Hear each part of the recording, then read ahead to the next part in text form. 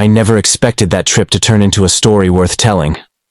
At first, it was just a weekend hike, something we did at least twice a year to clear our heads from work. But as I look back now, I realize the day held more than just the promise of fresh air. It was late September, and the weather was perfect. The kind of mild, balanced weather that every hiker dreams of. Cool enough to keep the bugs away, warm enough to feel the sun on your skin without needing a jacket. There were 3 of us, Mark, Daniel, and me. We'd taken that same route before, a forest road that led into a winding trail system. We knew this path like the back of our hands. It was easy, familiar. Nothing ever went wrong on this trail. The first few miles were filled with small talk, sports, work, Mark's latest argument with his neighbor. Nothing special. Just the usual filler conversation when you know you've got hours of walking ahead of you. The forest was calm, quiet, familiar. It wasn't dense, not the kind of forest that makes you feel closed in. The trees stood tall but spaced out, and the sunlight broke through in wide, golden patches. The path was clear. We barely needed to check the map. At the 5-mile mark, we stopped for lunch. Still, everything felt perfectly ordinary. The kind of ordinary that makes you think the whole day will pass without incident.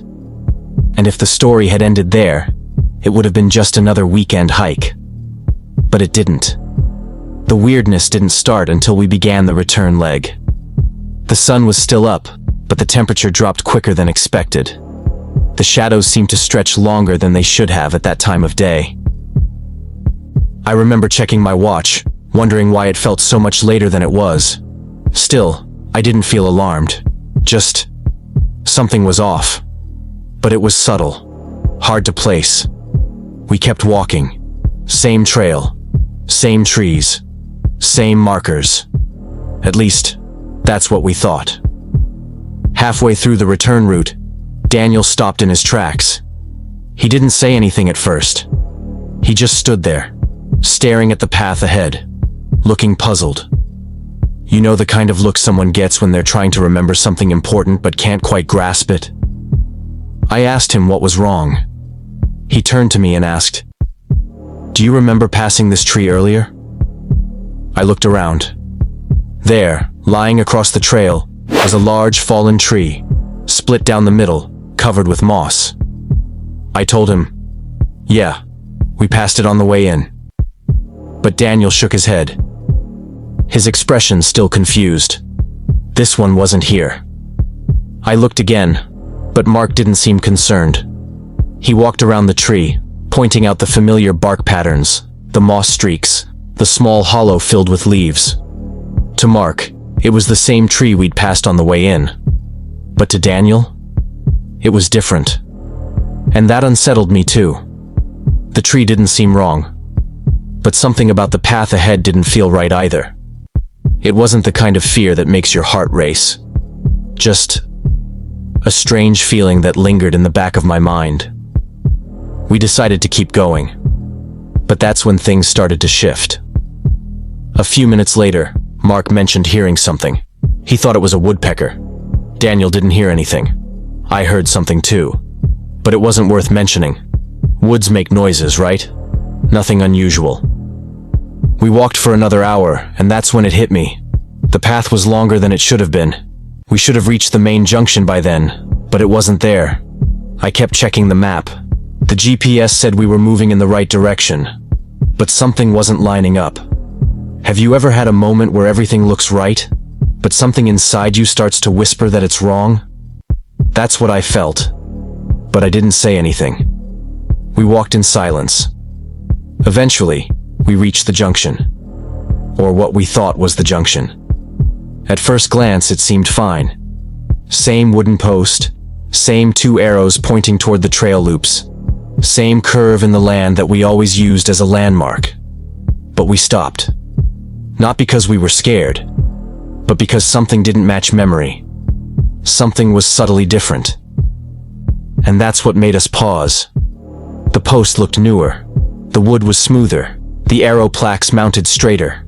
The ground around it was undisturbed, like no one had stepped here for weeks.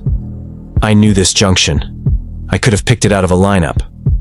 But the more I looked at it, the more something felt wrong. Just off. Mark thought it was fine. Daniel didn't. We kept walking. The trail beyond the junction should have felt familiar. We'd walked it dozens of times, but it didn't. The temperature dropped. Not abruptly, but steadily, like the forest was getting heavier around us. We zipped up our jackets, trying to ignore the unease growing in our chests. Then, half a mile later, something strange happened. The trees began to close in. The forest was supposed to open up to a wide stretch of land, but it didn't. The trees just kept getting denser. That's when I felt it. The concern, the unease, the realization that we weren't where we thought we were. We stopped, all three of us, in the middle of the path.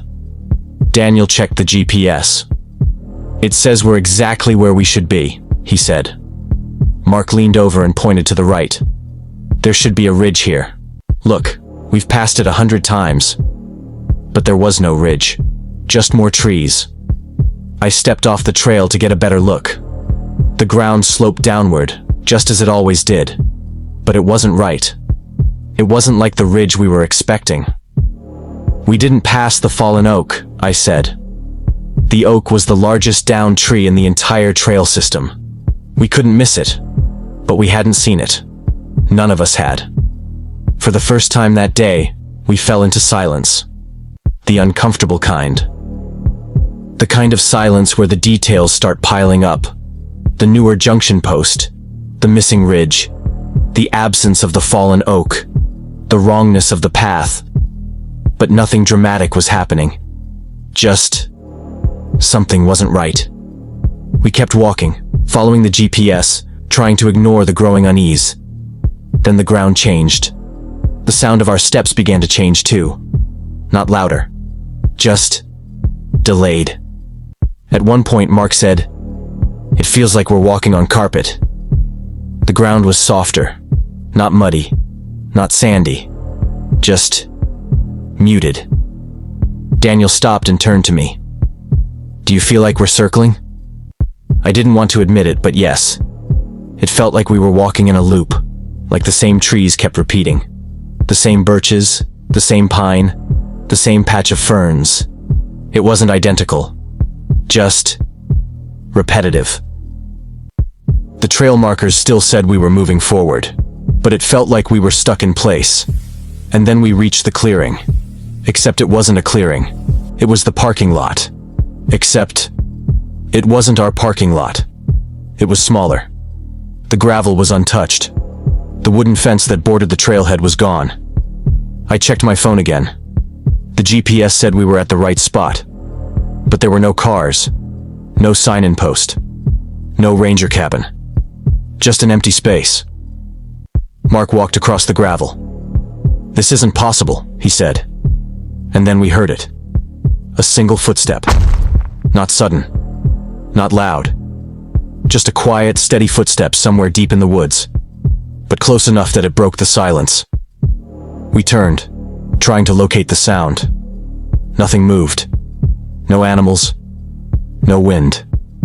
Just the stillness of the forest. We didn't run. We just left. We walked back into the woods, following the GPS again, trying to find the trail that would lead us home. And as we walked, I realized something. We weren't being followed. We were being matched. Step for step. Distance for distance. By something that stayed exactly far enough away to remain unseen. It didn't try to surround us. It didn't rush us. It just followed. Until we reached the real parking lot again. We didn't talk about it while it was happening. We didn't need to. But when we finally reached the car and locked the doors, we all sat in silence. Daniel was the first to speak. "I don't think we should come back here," he said. We all agreed.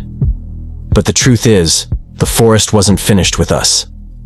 That night, I woke up around 3 a.m. to a feeling I couldn't shake. The room felt heavier. I got up for water. And that's when I heard it. A soft shift outside. just enough to let me know someone, or something, was still there. I didn't see anything, but I knew. The woods hadn't let go of us. And sometimes, when I'm outside late at night, and the air feels heavier than usual, I can't help but look at the tree line. Just checking. Not for danger, but for a reminder that some things follow you, no matter where you go.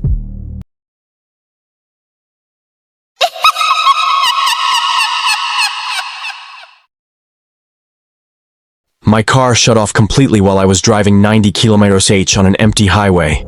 No warning, no noise, just everything on the dashboard collapsing at once. Power steering gone, brakes stiff, headlights dead. I wrestled the wheel as the car coasted to a stop on the gravel shoulder. The engine wouldn't respond. The key turned, but the silence under the hood didn't change. Frustrated and sweaty under the relentless sun, I tried calling for help. No signal. I checked the GPS. It froze. Not searching for signal. Just a blank white screen. I stepped outside, scanning the empty stretch of road. No cars had passed in 20 minutes. The highway ahead was clean, straight, and forgettable. That's when I saw something strange. Across the road, just a little ways off, stood a sign I hadn't noticed a moment ago. It wasn't hidden by anything. The road had been empty for miles, but now, right in front of me, a sign appeared, simple and clear. Turn off. With an arrow pointing toward a dusty path cutting away from the main highway. It wasn't dramatic. It wasn't a warning. It just felt practical. Like it was placed there for people like me. Stranded, alone, with nowhere to turn. I had no help, no shade, no service. The sign was the only option, so I followed it, hoping to find a phone, a farmhouse, or anything that might explain why I was here. The dirt road was quiet, straight, still. After about 10 minutes of walking, I reached a clearing where a small town sat, as though placed perfectly on the map. Boxy houses, a short main street, a grocery store with faded paint, an old gas station, looking like it had been there longer than the road itself. Nothing about it felt ominous, but there was something off.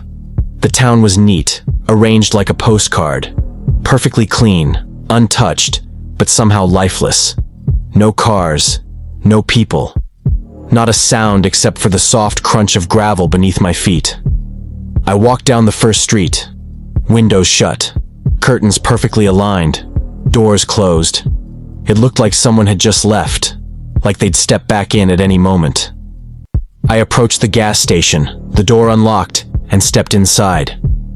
Everything was there. Shelves full, the counter stocked, the register closed. It looked normal, but too normal. Like someone had come in and arranged everything, following a checklist. If someone had walked in right after me, they wouldn't think anything was wrong. They'd just wonder where everyone went. I checked the back room, empty, no clutter. Just a clean floor. I stepped back outside, walking deeper into the town. Every building followed the same pattern, set up, ready, untouched. But where were the people? At the far end of the street stood a tall building with a wide clock face. It was stuck at 11:17. It was the most official-looking structure in the town, the kind of place where you'd expect to find answers. I stepped closer, something strange hitting me for the first time. Not alarming, not dangerous, just odd. The road behind me had changed. It looked smoother than when I'd walked on it, like footprints or tire tracks weren't meant to stay. I couldn't explain it, but I noticed it. I brushed it off and kept walking toward the clock tower. The door to the tower was slightly ajar. Inside, the shift began. This was where the documentary-like tone of everything started to make sense, like I had walked into the part of the town that wasn't meant for visitors. The first floor was empty, save for a desk, a chair, and a single lamp. No explanation for the town. No reason for the silence or the perfect cleanliness. But a metal door in the back led to a staircase, descending underground. Downstairs, I found rows of filing cabinets. Shelves full of binders. Boxes stacked against the walls. Every binder had the same title printed neatly on its spine. Town Operations, Cycle, followed by a number. Cycle 01, Cycle 02, Cycle 03. Dozens of them. At first glance, they seemed ordinary, administrative. But when I opened a binder, my stomach dropped. Each cycle described the same events repeating. A road, a stranded traveler, a sign that appears. The town functions for observation, then the cycle ends. The traveler's name? Not mentioned, just subject. I flipped through more binders. Each one ended with the same phrase, return system to initial state. And then, below it, prepare for next arrival. I closed the binder slowly, my mind trying to process what I had just read. This place wasn't just a town. It was a system, an experiment. I walked through the room, trying to make sense of it all, when I noticed another door, leading to a narrow hallway lined with screens.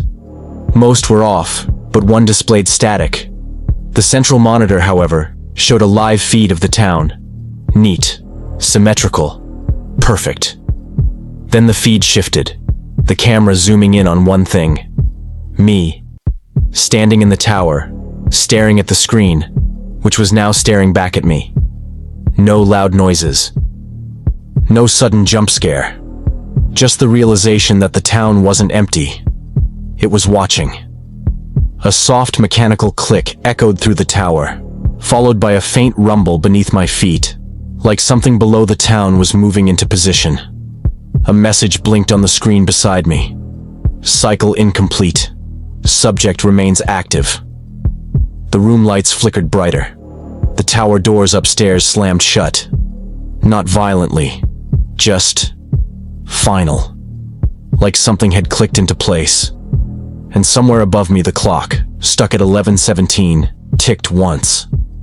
Not enough to change the time, but just enough to confirm the problem. I stood frozen. My mind raced, piecing together the patterns in the binders. I had entered something that wasn't meant to be explored. The town wasn't empty. It was observing. Another click echoed in the tower. The air grew heavier.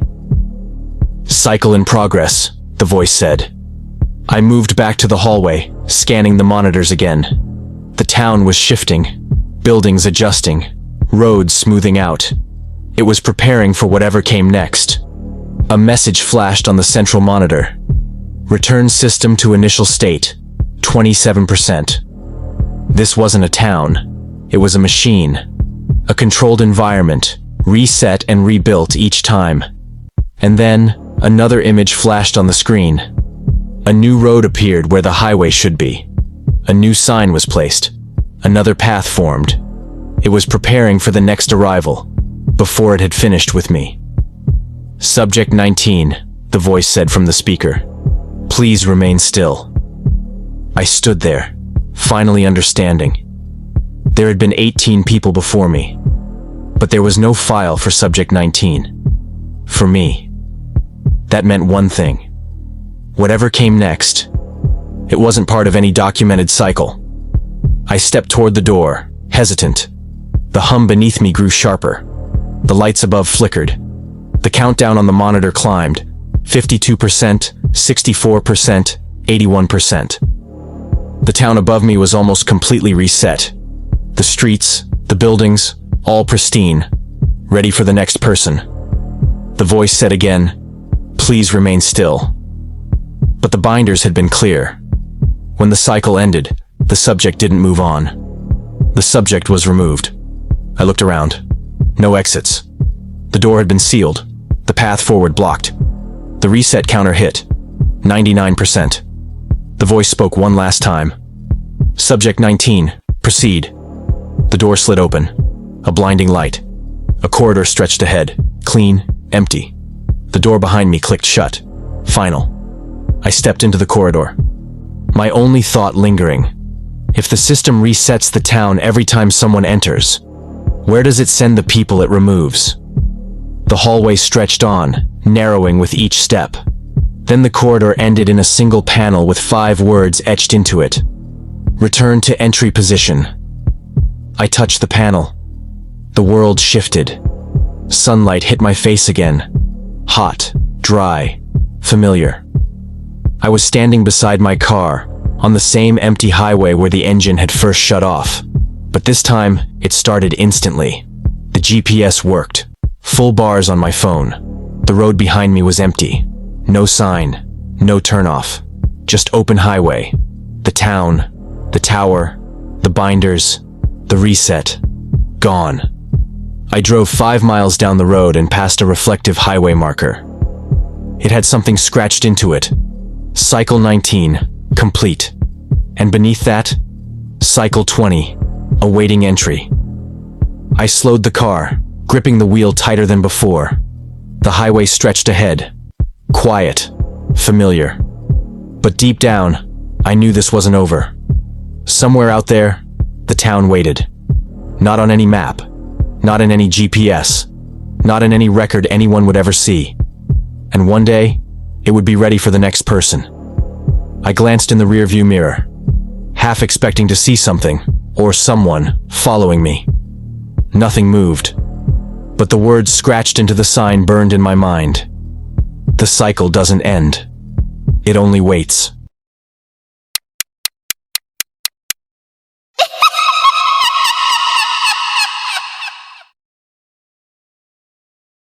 It was the weekend I had been waiting for all month.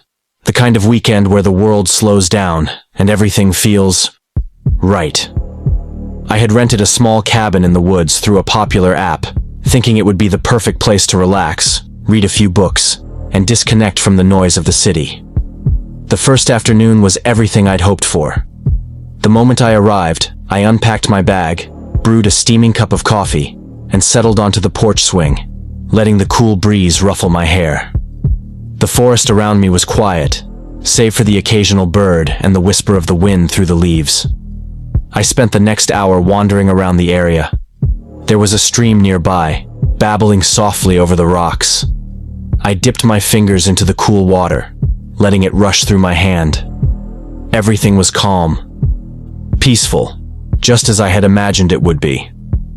Back at the cabin, I made a sandwich, flipped through a magazine, and even started a puzzle I found on the coffee table. Simple, calm, perfect. As evening crept in, I decided to take a walk down a path behind the cabin. The trees were tall and dense, their shadows growing longer as the sun sank lower. My footsteps echoed in the silence, but something felt off. I couldn't put my finger on it, but the quiet wasn't quite as peaceful as before. There was no sign of other hikers, no neighbors, just the forest and me. When I returned to the cabin, it was almost dark. The stove hummed softly as I cooked dinner, and the familiar sounds of the wind rustling the leaves outside seemed oddly comforting. Everything seemed normal. But was it? I settled into a chair by the fireplace after dinner. The fire crackled as I sipped my water, opening the book I had brought with me. It felt like the perfect night, until I began to notice something strange. The cabin was too quiet. It wasn't the same silence I had enjoyed earlier. It was almost thick and unsettling. That night, I went to bed early. The quiet was deafening. It wrapped around me like a blanket, pressing in. I fell asleep easily, but every time the wind whispered through the trees, I felt my muscles tighten. It was the kind of quiet that made you listen harder for something. Anything. But nothing came. The next morning, the sunlight was the same. The world outside felt the same. Calm. Peaceful. But I couldn't shake the feeling that something had shifted overnight. The birds were gone. I told myself it was nothing. Just a fluke. But then, as the afternoon passed, I began noticing small things. The firewood I had stacked the night before was slightly out of place. Not messy, but different. A few logs shifted. I shrugged it off, thinking maybe it was the wind. But why did it feel like someone had been here? Later, I stepped outside to clear my head. The forest had grown quieter, almost unnaturally so. No birds. No animals. Even the stream, where I had played just yesterday, was eerily still. Something wasn't right. As I stood there, staring into the forest, I thought I saw a shadow dart between the trees. Quick, almost too fast to catch. I froze. My heart raced. Was it a deer? Or something else? By evening, the cabin felt smaller. The walls didn't move in closer, but the space felt confined, like it was pressing in on me. The woods outside were darker, the shadows more menacing. I went to make dinner, but the utensils weren't where I left them. A knife had shifted to the opposite side of the counter. I glanced around. Nothing else seemed out of place, but my pulse quickened. Later, I stepped outside to catch the last of the sunset. The sky was painted in oranges and pinks, the kind of sunset that should have been peaceful. But something was off. The forest was silent. No breeze. No animals. Even the stream was still. It felt deliberate. That night, I stayed by the fire. It was hard to focus on the book in my hands. There was a tapping sound outside. Quiet at first, then louder, closer. Tap, tap, tap. I walked to the window and peered out into the darkness, but there was nothing. Just the blackness of the forest, stretching endlessly. I locked the doors, checked the windows twice, but sleep didn't come. Every time I closed my eyes, I imagined shapes moving between the trees, just out of sight. I woke up the next morning to something that stopped me cold. A note, tucked under the doormat. No scrawl, no rushed handwriting, just one line. You're not supposed to be alone here. I stared at it, my heart pounding. My mind raced. Was it a prank? A joke from another guest? But no. The cabin had been completely isolated. There was no way someone had left this without me noticing. And then, the realization hit me. The cabin, the forest, the silence. Nothing about this place was normal. I wasn't just alone. I was being watched. Panic crept in. I packed my things as quickly as I could, ready to leave. As I stepped outside, the sun had dipped low in the sky, casting long, sharp shadows across the forest. I turned to glance at the cabin one last time. On the porch swing, the same one where I'd sat that first afternoon, was a small, smooth pebble. A note was taped to it. Simple, direct. See you tomorrow. I froze. The words were calm, almost casual, but there was something in them that sent a chill through my bones. Someone, something, was watching, tracking, waiting. Without another thought, I grabbed my bag and rushed through the trees, my ears straining for any sound, any sign that I was alone. Every snap of a twig felt like footsteps behind me. Every rustle of leaves felt like a whisper. I didn't stop until I reached the main path, my heart racing. I dared to look back once, but the cabin was empty, silent, ordinary. But I knew better. Somewhere, deep in the forest, it was waiting. And no matter how far I ran, it would always know where I was.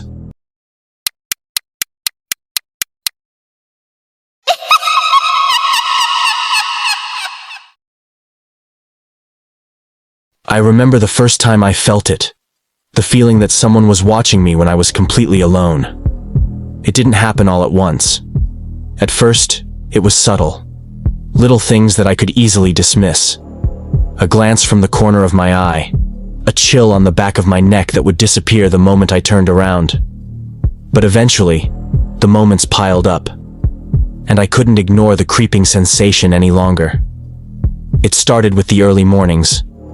I was living alone in a small apartment, the kind you forget about the minute you leave, tucked away on a quiet street at the edge of town. Nothing remarkable about it. But that was the first place I noticed it. I'd wake up in the morning, the city still asleep outside. My windows would be locked, my doors secured. No one else was supposed to be in my apartment. But the feeling of being watched, always just there, lingering. Have you ever been in a room, looked around, and felt like there was someone standing just out of your sight. Not enough to make you turn, but enough to make you pause and take that second, deep breath. I felt that every morning. The first time I shrugged it off, thinking it was just paranoia. But then, I started noticing something strange. On the nights I left my blinds open, they were always slightly shifted in the morning. Never enough to be obvious, but enough to make my heart skip. It wasn't the wind. The air never moved them that much, and it was too subtle to be anyone else. One morning, I checked the locks on the window. They were secure, like always, but the blinds, they were drawn all the way to one side. Someone had moved them. And for the first time, I felt the cold pinch of fear. Was it someone outside? A neighbor? A random passerby? I didn't know. But that's when the fear had a name. The Nowhere Stalker. That feeling didn't leave. It followed me. I started noticing more. A shadow flickering across my door at night. Something I could never fully see. The corner of my vision would catch a quick flash of movement. But when I turned, nothing. Just the empty hallway. The stillness of the night. But there was something worse about it. The feeling wasn't just in the apartment anymore. It began following me when I went out. Walking down the street, there was always this sensation, a tug at the back of my mind. The feeling that someone was following me. Not walking too close. Not enough to be seen. Just a presence that stayed a step behind. Just out of sight. I would turn around in a crowd, look over my shoulder in a store, but there was no one. Nothing. Just the empty space. What if I was wrong? What if it was all in my head? But then I noticed the footprints. On the walk back home from work one night, I saw them. Right behind me, in the soft dirt by the curb. Fresh footprints. And they weren't mine. I stood frozen, staring at the tracks. They were exactly where I'd been walking, one after another. Whoever it was had stayed just behind me. Not too close, not too far. Just enough for me to feel it. The Nowhere Stalker wasn't trying to make itself known. It was playing a game. A silent game of waiting. Watching. And that's when I realized it was someone who knew me. Not personally, but in the way you might notice someone in your peripheral vision. Someone who's always just a little too far to be caught, but close enough to leave a trace. I tried to be brave, to rationalize it. Maybe it was just a coincidence, but deep down, I knew it wasn't. That night, I locked the door with extra care. Triple-checked the windows. The blinds, I left drawn tightly. I wanted to sleep soundly, knowing nothing could get in. But sleep didn't come. I kept hearing it. The soft thump of footsteps in the hall, barely audible but present, like a shadow brushing against the walls. I lay in bed, heart pounding, unable to move. The sound wasn't enough to make me confront it. I didn't want to, but I couldn't ignore it. At some point, I couldn't take it anymore. I bolted out of bed and grabbed the nearest flashlight. I opened the door to the hallway, scanning every corner, every inch of darkness. But nothing. Not a sound. I should have felt relief. I wanted to, but I didn't. I decided to sleep on the couch, facing the door, flashlight in hand, waiting for something. Waiting for it to make itself known. And that's when I heard it. The soft creak of the door handle. So faint. So slow. Like someone was testing it. Seeing if I would notice. I froze. My breath caught. I wanted to move. To check the door. But I couldn't. I just stayed there. Staring at the handle. The click. The door was opening. But when I checked, the hallway was empty. Not a soul in sight. Just the dark silence of the apartment. I couldn't stay there anymore. The next day, I called a locksmith. I had him replace every lock, every deadbolt. And that night, I waited again, staring at the door, the windows, the darkness beyond, the flashlight by my side. But something changed. The Nowhere Stalker didn't follow. It was gone. Or so I thought. I woke up the next morning to a note on the kitchen table. Just one word. Welcome. My heart dropped. Was I imagining it all? Had the stalker been there the whole time, watching, waiting, and I was just too slow to catch it? Or was something worse happening? I moved, packed up my things, found a new place in another part of the city. I had to get away. The fear was too much. But before I left, I checked the blinds. Tightly drawn, like they had always been. Except this time, the edge of the blinds had a faint fingerprint. Too faint to be mine. A subtle mark. A reminder. The Nowhere Stalker hadn't just been watching me. It had been waiting for the right moment. And maybe it was still out there, waiting for someone else.